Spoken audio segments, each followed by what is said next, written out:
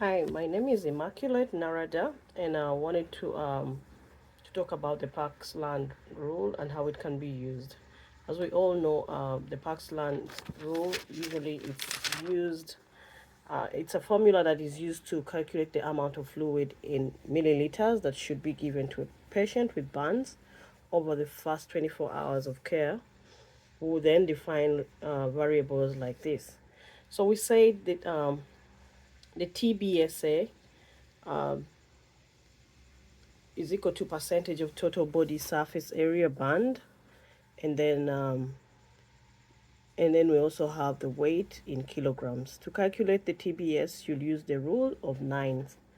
So we all know we have to use the rule of nines. We have usually have the nines, and the nines, those are like the ones, the bands, and then the zeros in case the patient doesn't have the band. So our first question is: an adult patient has come into the burn unit during your shift. You take an inventory of the location of their burn in the chart. And then we said part of the body, and then we burned. We said one refers to yes, there is a burn, and zero is a no. So um, according to our patient, the head is not, has a zero, which is not burned. The left hand has a one, which is burned. The right hand arm has a one, which is burned, and then the upper front torso one, which is burned, and then the upper back tassel, which is not burned, the left front tassel, which is not burned, the left back tassel, which is not burned, that is equal to a zero.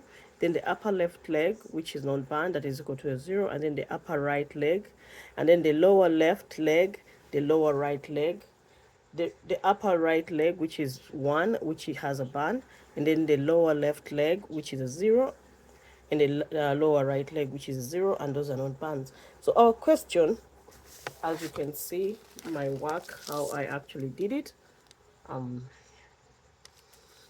So our question says, given that the weight or mass is 104.4 kgs, determine how much fluid they should receive per hour in the first 8 hours of their care. And then answer to the nearest hundredths of a liter, two decimal places. Well, as we all know, the hundreds is two decimal places. So we calculate the TBSA, that is the total body surface area. And then each arm accounts for nine. Remember, we said if the arm is burned, it accounts to a 9%. Left plus right arm is equal to an 18. We added the 9 plus the 9, so we got the 18. Those two have burns. That's a 1 and 1, which equates to a 9%. The patient has burn on the left arm, right arm, upper left arm, and upper right. Each of these represent 9% of the body. The TBSA is equal to left arm, which is 9%, plus right arm, which is 9%, plus the upper front torso, which is 9%, plus upper right leg, which is 9%. I know you would ask me why we're not including the zeros. Like we say, the zeros represent not banned. So we are working with what the formula says, because remember the formula says calculate the amount of fluids in milliliters that should be given to a person with burns. So we are talking about burns here.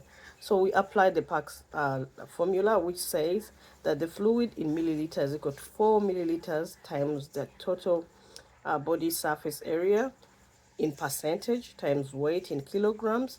So the fluid in milliliters is equal to 4 milliliters, that's a constant, and times the 36, because we added the nines, the three nines, and we came out with 36%, plus the 104.4 kilograms, which equates to 1,533.6 milliliters.